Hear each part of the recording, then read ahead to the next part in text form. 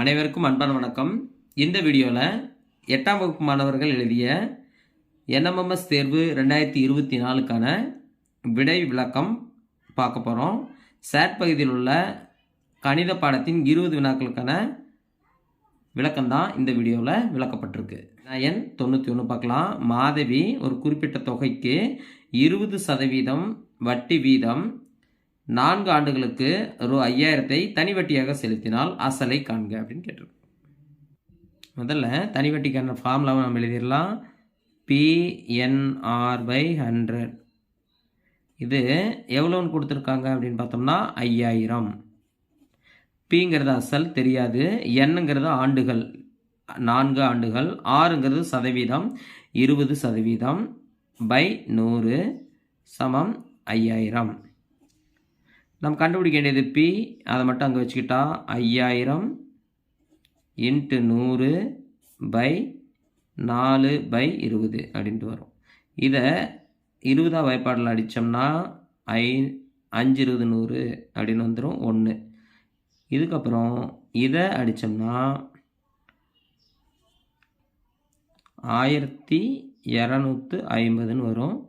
இது 5ஆவதால் பெருக்கிறப்போ நமக்கு 6250ன்னு வந்துடும். 1250ன்னு வருது, அது 5ஆல் பெருக்கிறப்போ 6250ன்னு வந்துடும். இது 2வது விடையாக கொடுக்கப்பட்டிருக்கு. இதுதான் சரியான விடை. அடுத்து வினா எண் 92க்கு போகலாம். ஒரு பள்ளியில் 360 மாணாக்கர்கள் உள்ளனர். அவர்களில் 240 பேர் மாணவர்கள் எனில் மாணவிகளின் சதவீதம் என்ன அப்படின்னு கேட்குறாங்க. இதில் மொத்த மாணவர்கள் எவ்வளோ அப்படின்னு பார்த்தோம்னா 360 பேர். மாணவர்கள் எத்தனை பேர் அப்படின்னு பார்த்தோன்னா 240. அப்போ இது ரெண்டையும் கழிச்சிட்டா நமக்கு 120 அப்படின்னு வந்துடும். 120 அப்படிங்கிறது மாணவிகள்.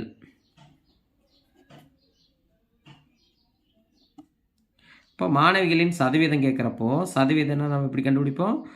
மாணவிகளோட எண்ணிக்கை பை மொத்த மாணவர்கள் எண்ணிக்கை 360 × 100. சதவீதம் வேணும்னா 100ஆல் பெருக்கணும். அப்போது நம்ம இதை அடிக்கலாம். ஒரு சைபருக்கு ஒரு சைபர் அடிச்சிடலாம். 12ஆம் ஏப்ரலில் அடித்தோம்னா 1 12 12 3 12 36. இது பெருக்கிறப்போ 100/3ன்னு வரும். இதை வகுத்தோம்னா 3 9 மீதி 1 3 9 மீதி 1 3 9 3 9 அப்படின்னு போயிட்டே இருக்கும். 33.33% மாணவிகள் உள்ளனர் அப்படிங்கிறத நம்ம கண்டுபிடிக்கிறோம். இது 3வது விடையாக கொடுக்கப்பட்டிருக்கு. இதுதான் இதற்கான சரியான விடை. அடுத்து வினா எண் 93. ஒரு முக்கோணத்தின் ஒரு வெளிக்கோணம் 110 டிகிரி மற்றும் அதன் உள்ளெதிர் கோணங்கள் சமம். உள்ளெதிர் கோணங்கள் சமம் அப்படின்ற பாயிண்ட் ரொம்ப ரொம்ப முக்கியம். அம்முக்கோணத்தின் அனைத்து உட்கோணங்களையும் காண்க அப்படின்னு கேட்டிருக்காங்க. இந்த மாதிரி ஒரு முக்கோணம் எடுத்துக்கலாம். முக்கோணத்துக்கு வேணால் பேர் வேணால் ஏபிசின்னு கொடுத்துக்காங்க. இது 110 டிகிரி, ஒரு வெளிக்கோணம் 110 டிகிரி. அப்போது இந்த சி இடத்துல உருவாக்கக்கூடிய கோணம் ஒரு நேர்கோடு உருவாகுது இல்லையா? இது 110 போயிடுச்சுன்னா இது எவ்வளோ டிகிரியாக வந்துடும்னா 70 டிகிரி. எத்தனை டிகிரி வந்துடும்? 70 டிகிரி. மற்ற உள்ளெதிர் கோணங்கள் சமம் அப்படின்றாங்க. அப்போது இந்த பிங்கிற கோணம் எக்ஸ்ன்னு வச்சுக்கலாம்.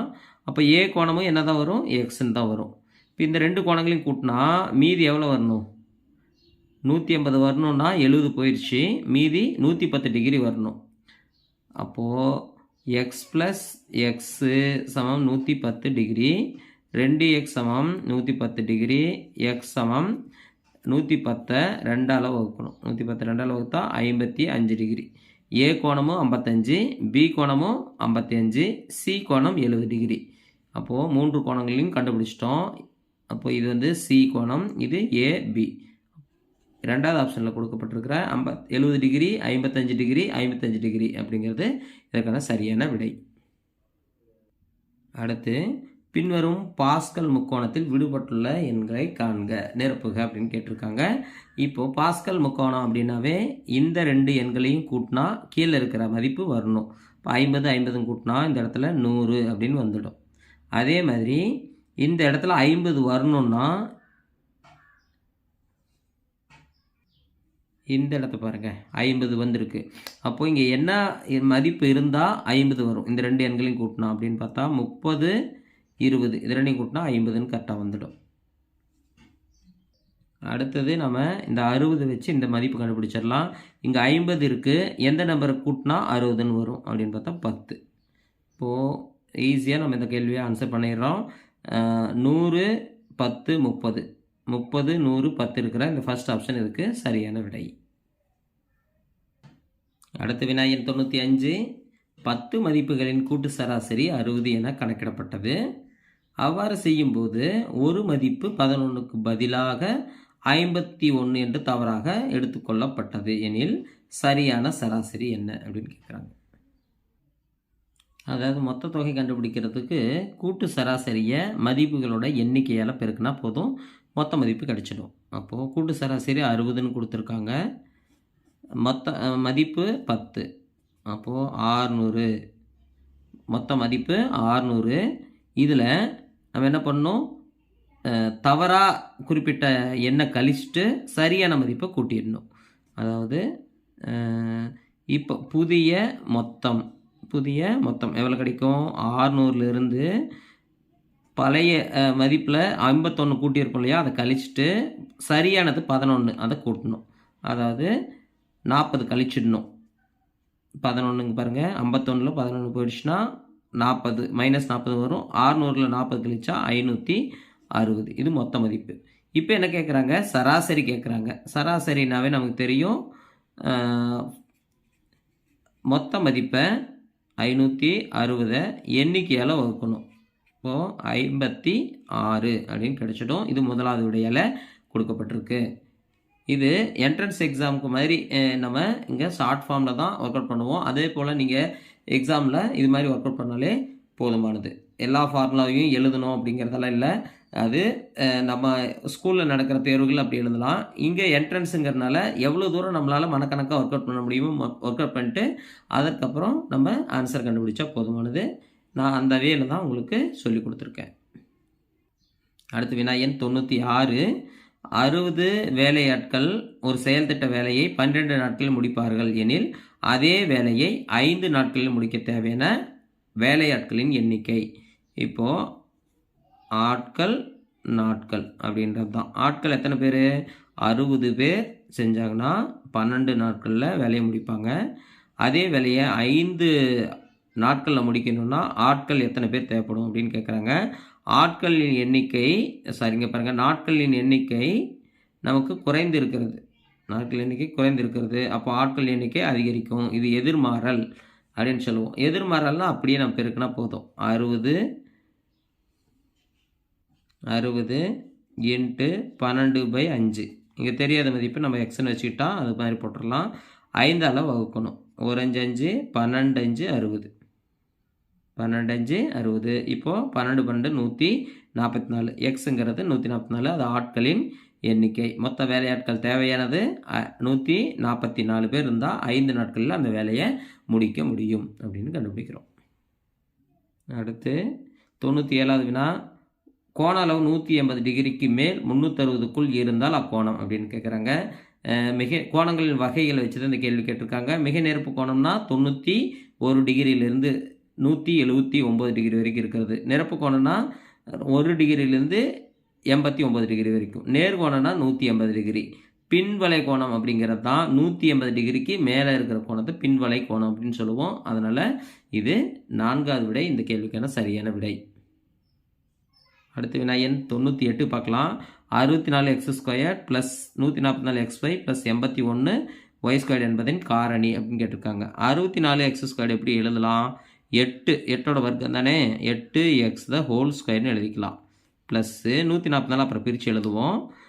81y² எப்படி பிரிக்கலாம்னா 81 9ஓட வர்க்கம் 9y². அப்போ 144 எப்படி பிரிக்கலாம் அப்படின்னா 2 × 18 x × 8x × 9y அப்படின்னு பிரிக்கலாம். இது பெருக்கி பாருங்கள். 8 9 72, 72 2ஆல் பெருக்குனா 144, xyன்னு கரெக்டாக வந்துடும். இது மாதிரி பிரிச்சுக்கிறோம். இது என்ன ஃபார்முலா வடிவத்தில் இருக்குது, a² + 2ab + b². அப்போ என்னென்னு மாற்றி எழுதலாம், இதை a + b² அப்படின்னு எழுதலாம். a இருக்க வேண்டிய இடத்துல 8x, b இருக்க வேண்டிய இடத்துல 9y² அப்படின்னு இருக்குது. ஆனால் இது மாதிரி விடையில் ஆன்சர் இருக்கா அப்படின்னு பார்த்தோன்னா இதெல்லாம் மைனஸ் மதிப்பு இருக்குது, ஒரே ஒரு தான் ப்ளஸில் இருக்குது. இது பிரித்து எழுதினாலே நமக்கு என்னென்னு வந்துடும், 8x + 9y பெருக்கல் 8x + 9y அப்படின்னு வந்துடும். இதுதான் முதல் விடை தான் இதுக்கு சரியான விடை. அடுத்து வினாயன் 99 பார்க்கலாம். வட்டத்தின் சுற்றளவு என்பது எப்போதும் அப்படின்னு கேட்குறாங்க. வட்டத்தின் சுற்றளவுனாவே நமக்கு என்னென்னு சொல்லலாம், 2πr. இது இன்னொரு வடிவத்தில் எழுதலாம், என்னென்னு சொல்லலாம், πd அப்படின்னு எழுதலாம். பை மதிப்பு 22/7 அல்லது 3.14 இன்ட்டு டி. டி மதிப்பை போல 3 மடங்கை விட அதிகம். 0.14 இருக்கு இல்லையா, அதனால் 3 மடங்கை விட அதிகம். விட்டத்தின் 3 மடங்கை விட அதிகம். அதன் விட்டத்தின் 3 மடங்கை விட அதிகம் அப்படிங்கிறது இதுக்கான ஆன்சர். இதெல்லாம் சரியாக வருமா அப்படிங்கிறது பார்த்தோம்னா தவறாக தான் இருக்கும். அதன் விட்டத்தை போல் 3 மடங்குன்னு சொல்ல முடியுமா அப்படின்னா 3.14ங்கிறனால 3 மடங்கை விட அதிகமாகத்தான் இருக்கும். அதன் ஆரத்தின் 6 மடங்கை விட குறைவு. ஆரத்தின் 6 மடங்குன்னா இப்போது 2 × 3.14 r 2πrங்கிற ஃபார்முலா யூஸ் பண்ணுறப்போ இது 2 பெருக்குன்னா 3.14, இது பெருக்கணும்னா 8, 2, 6 6.28 × r. அதாவது ஆரத்தை போல் 6 மடங்கை விட அதிகமாக தான் இருக்கே ஒழிய குறைவுன்னு கொடுத்துருக்காங்க, அதனால் இது தவறு. அதன் ஆரத்தை போல் 3 மடங்குன்னு கொடுக்குறாங்க. ஆரத்தை போல் 3 மடங்கா இல்லை, 6 மடங்கை விட அதிகமாக தான் இருக்குது. அப்போ இந்த 3 கூற்றுகளும் தவறாக இருக்குது. ரெண்டாவது கொடுக்கப்பட்டிருக்கிற அந்த கூற்று தான் சரியானதாக இருக்குது. அதனால் இந்த கேள்விக்கான விடை நமக்கு ரெண்டாவது ஆப்ஷன் தான் சரியானதாக இருக்குது. இங்கே ஆரமானது ஆரத்தை போல சுற்றளவானது 6 மடங்கை விட அதிகம் அப்படின்னு சொல்லலாம் ஒரு வார்த்தை. இல்லைன்னா 3 மடங்கு இருக்குமா அப்படின்னு பார்த்தா 3 மடங்கு விட அதிகமாக தான் இருக்குது. அதனால் இது வராது. இந்த ஆப்ஷனில் 2 தான் சரியானது. அடுத்து வினா எண் 100. ஒரு இணைகரத்தின் அடிப்பக்கமானது அதன் உயரத்தை போல 6 மடங்குகவும் அதன் பரப்பளவு 1734 சதுர சென்டிமீட்டர் ஆகவும் இருப்பின் அதன் அடிப்பக்கம் மற்றும் உயரம் முறையே அப்படின்னு கேட்டிருக்காங்க. இப்போது ஒரு ரிலேஷன் கொடுத்துருக்காங்க. என்ன கொடுத்துருக்காங்க, இணைகரத்தின் அடிப்பக்கம் பி உயரத்தை போல் 6 மடங்கு, உயரம் ஹெச் போல் 6 மடங்கு அப்படின்னா இது எப்படி குறிக்கலாம் அப்படின்னா பி ஆனது உயரத்தின் 6 மடங்கு அப்படின்னு இங்கே இப்படி குறிச்சிக்கலாம்.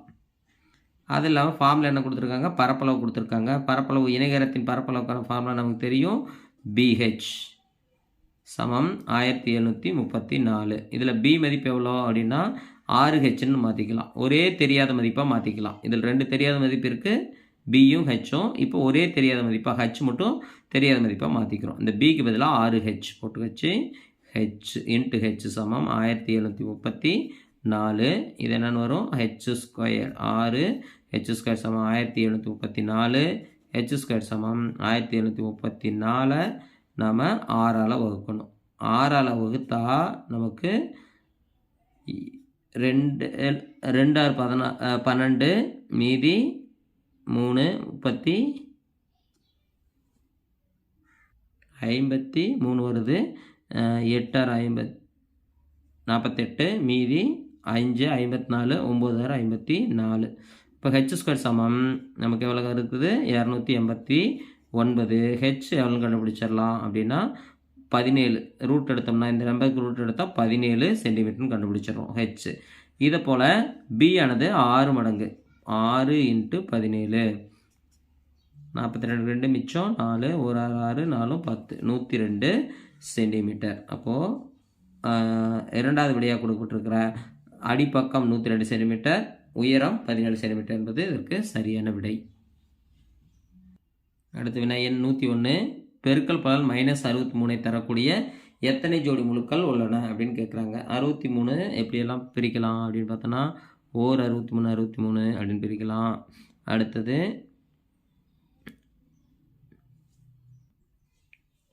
9 7 63 அப்படின்னு பிரிக்கலாம். இந்த 9 பிரிக்கிறப்போ என்னென்னு வரும், 3 × 3 வரும். அப்போது 3 × 7ஆல் பெருக்கிட்டா அந்த 3 ஒரு 3 7ஆல் பெருக்கிட்டா 21 வந்துடும். இப்போ 21 × 21 பெருக்கல் 3, அதாவது 3 பெருக்கல் 21.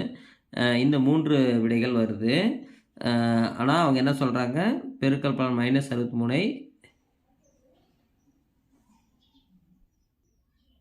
-63 தரக்கூடிய முழுக்கள் அப்படின்னு கேட்டிருக்காங்க. அப்போ இதை எப்படியெல்லாம் மாற்றலாம் அப்படின்னா, இங்கே மைனஸ் கொடுத்துட்டு இங்கே ப்ளஸ்ஸாக இருந்தாலும் மைனஸ், இங்கேயும் மைனஸ் இங்கேயும் மைனஸ் கொடுத்து பார்க்கலாம். இன்னொரு வகையை எப்படி பிரிக்கலாம் அப்படின்னா, -1 இது ப்ளஸ்ஸாக இருக்கட்டும், +1 × -63, அடுத்தது 9 × -7, அடுத்தது 3 × -21. இது மாதிரி நமக்கு வாய்ப்புகள் இருக்குது. இப்போ இங்கே ஒரு 3 வாய்ப்பு, இங்கே ஒரு 3 வாய்ப்பு, மொத்தம் 6 வாய்ப்புகள் கிடைக்கிறதுக்கான வாய்ப்பு இருக்குது.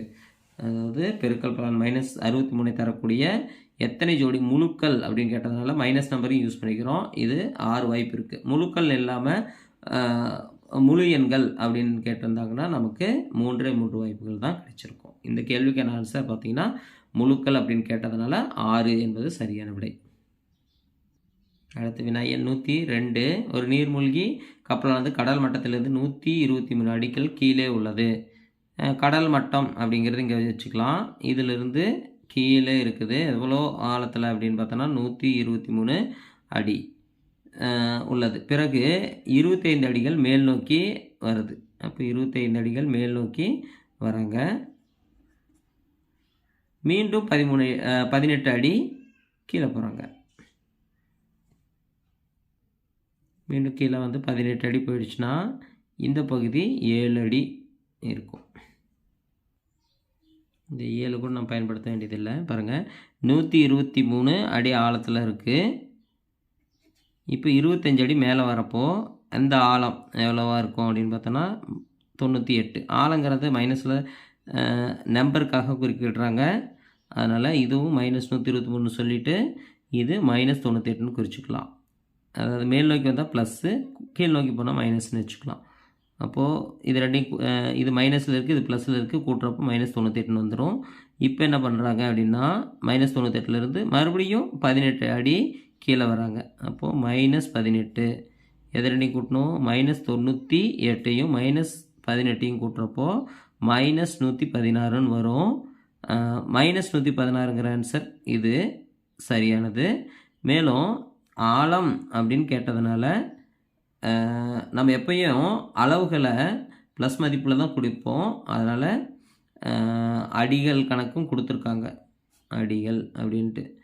அதனால் இதுக்கான ஆன்சர் ப்ளஸ்லேயும் கொடுக்கலாம், +116 அப்படின்னு கொடுக்கலாம். இந்த 2 விடைகளில் எது வருது கீழே, கவர்மெண்ட் கீழே எப்படி கொடுக்குறாங்க அப்படின்னு பார்ப்போம். இது 2 விடைகள்லையும் நம்ம குறிப்பிட்டு காட்டலாம். ஆனால் இது முழுக்களின் கூட்டல் கழித்தல் கண்டுபிடிக்கிற கணக்குகள் அடிப்படையில் தான் இந்த கேள்விக்கான ஆன்சரை கண்டுபிடிக்கிறோம். அடுத்து 103. கடிகாரத்தில் 126 மில்லிமீட்டர் நீளமுள்ள வினாடி முள்ளின் முனை 1 நிமிடத்தில் கடக்கும் தொலைவு. 1 நிமிடத்தில் கடக்கும் தொலைவு எவ்வளோன்னு கேட்குறாங்க.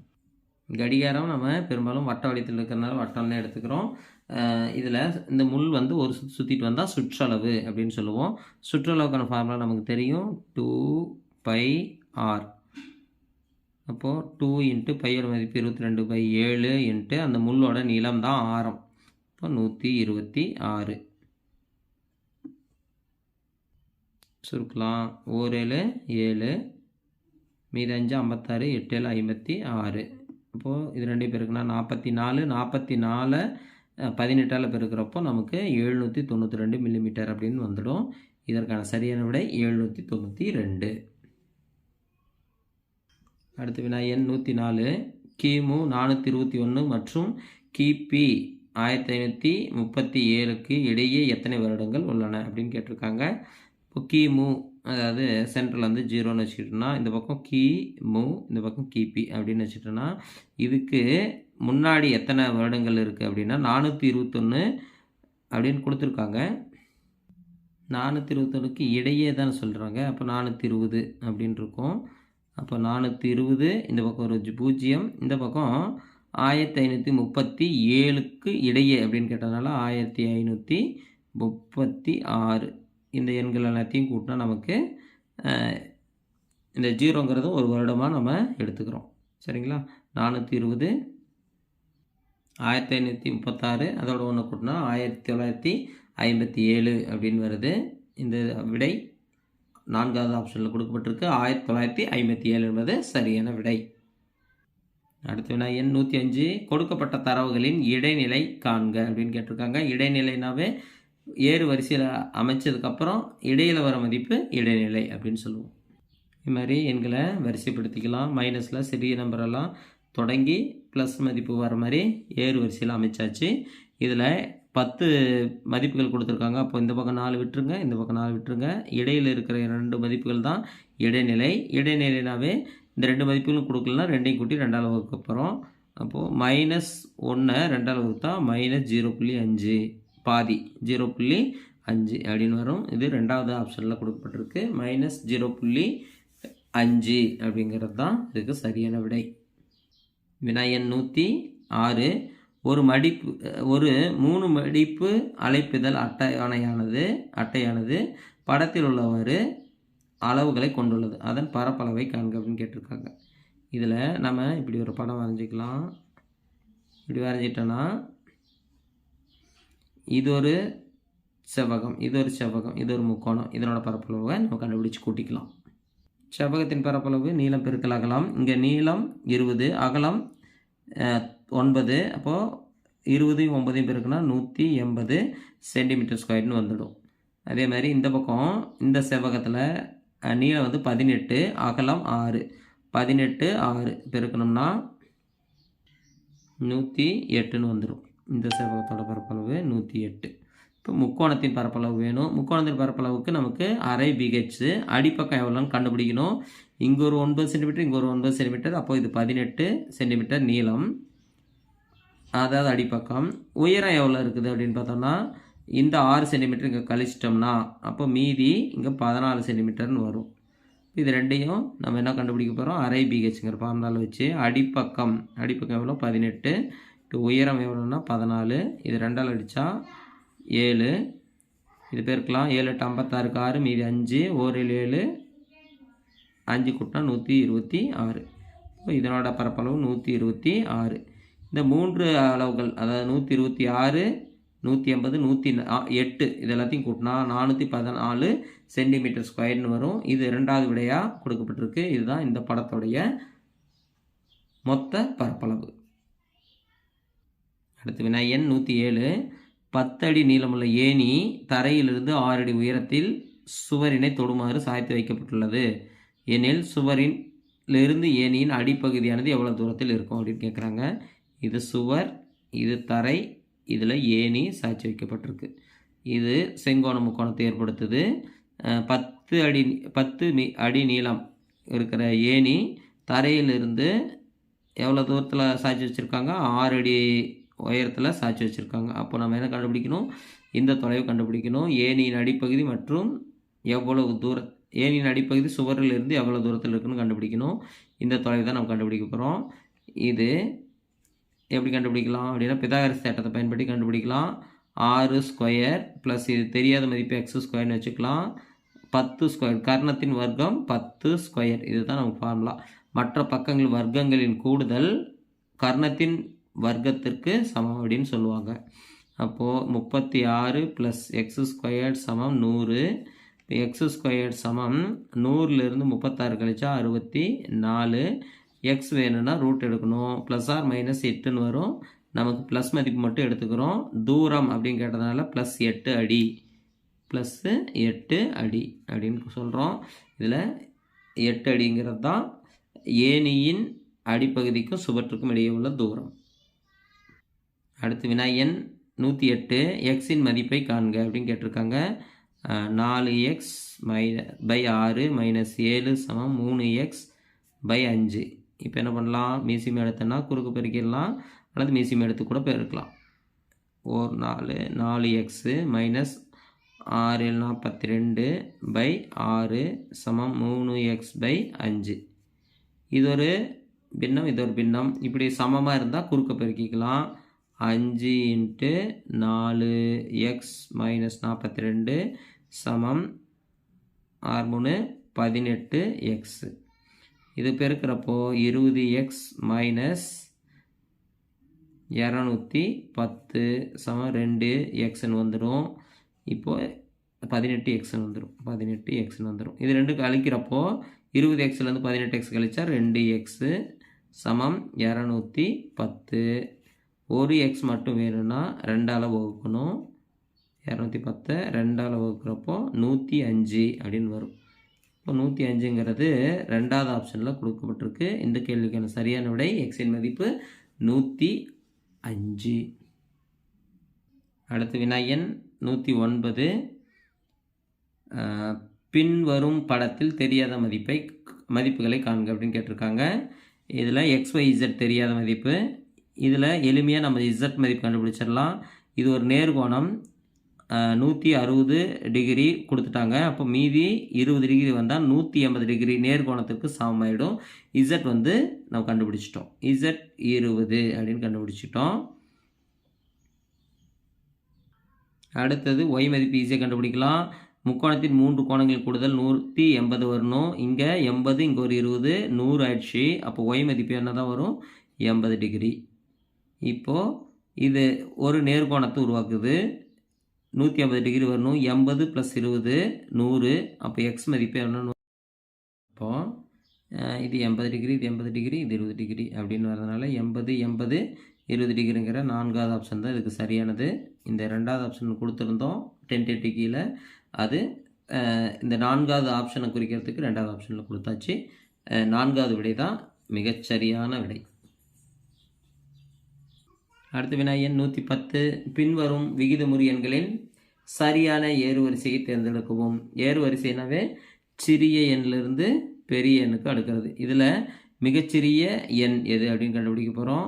இதை பின்னமாக பார்க்குறப்போ அல்லது இங்கே பகுதியில் இருக்கிற 3, 12, 6, 15 இதுக்கு எல்லாத்துக்கும் மீசியம் எடுக்கிறப்போ 60ன்னு வரும். இந்த கீழே வந்து 60 மாற்றுறதுக்காக என்ன பண்ணுறோம் அப்படின்னா 3 20ஆல் பெருக்குனா 60ன்னு ஆகும். கீழே 20ஆல் பெருக்குங்க, மேலேயும் 20ஆல் பெருக்குனா -80/60ன்னு வந்துடும். இங்கே 12 60 எப்படி மாற்றலாம்? 5ஆல் பெருக்கணும். 5 12 60ன்னு வந்துடும். மேலே 7 5 35 மைனஸ் இருக்குங்களா, மைனஸ் போட்டாச்சு. இங்கே 6 இருக்குது 60ன்னு எப்படி மாற்றலாம்? 10ஆல் பெருக்கணும் 60, மேலே 10ஆல் பெருக்கணும் 80. இங்கே கீழே 15 இருக்குது. 4 15 60, 4ஆல் பெருக்கியிருக்கோம். மேலே 4ஆல் பெருக்கிறப்போ -52ன்னு வரும். இதை வரிசைப்படுத்துகிறப்போ மைனஸில் -80/60ங்கிறது முதல்ல வரும். -80/60. அதுக்கு அடுத்தது -52/60. அதுக்கு அடுத்தது -35/60. கடைசியாக 80/60. 80/60. இதில் இதுக்கு முதல்ல எந்த ஆன்சர்? -4/3ங்கிறது ஃபஸ்ட்டு. அடுத்தது -52/60ங்கிறது -13/15 ரெண்டாவதாக வரணும். மூன்றாவதாக வர வேண்டியது -35/60. -35/60ங்கிறது -7/12 கரெக்டாக இருக்குது. கடைசியாக வர வேண்டியது 80/60. இது மூன்றாவது இதாக கொடுக்கப்பட்டிருக்கு. 8/6 கடைசியாக வரணும். இப்போது இந்த விடைகளில் ஒப்பிட்டு பார்க்குறப்ப நமக்கு முதலாவது ஆப்ஷன் மிக பொருத்தமானதாக இருக்குது. இந்த கேள்விக்கான ஆன்சர் 1வது விடை தான் சரியானது. இந்த வீடியோவில் சாட் பகுதியில் உள்ள கணக்கு பாடத்தின் 20 வினாக்களுக்கான விரிவான விடை விளக்கத்தை பார்த்தோம். எக்ஸாமில் நம்ம எப்படி ஒர்க் அவுட் பண்ணணுமோ அந்த மெத்தடில் நான் ஒர்க் அவுட் பண்ணி காட்டியிருக்கேன். ஃபார்முலான்னா ஃபார்முலா அப்படியே எழுதி டைம் வேஸ்ட் பண்ணாமல் இது மாதிரி ஷார்ட் ஃபார்மில் கொஞ்சம் கொஞ்சம் அப்படியே ஒரு சில ஸ்டெப்ஸை ஞாபகத்தில் வச்சுக்கிட்டும் நம்மளால் ஒர்க் அவுட் பண்ண முடியும்னா அந்த ஸ்டெப்பை ஸ்கிப் பண்ணிவிட்டு நம்ம பண்ணணும். அப்போ தான் டைம் சேவ் ஆகும். அது மாதிரி நீங்களும் பயிற்சி செஞ்சுக்கோங்க. தொடர்ந்து பயிற்சி செஞ்சால் கண்டிப்பாக வெற்றி பெற முடியும். தொடர்ந்து பயிற்சி செய்யுங்க. வெற்றி பெற அனைவருக்கும் வாழ்த்துக்கள். You win sure.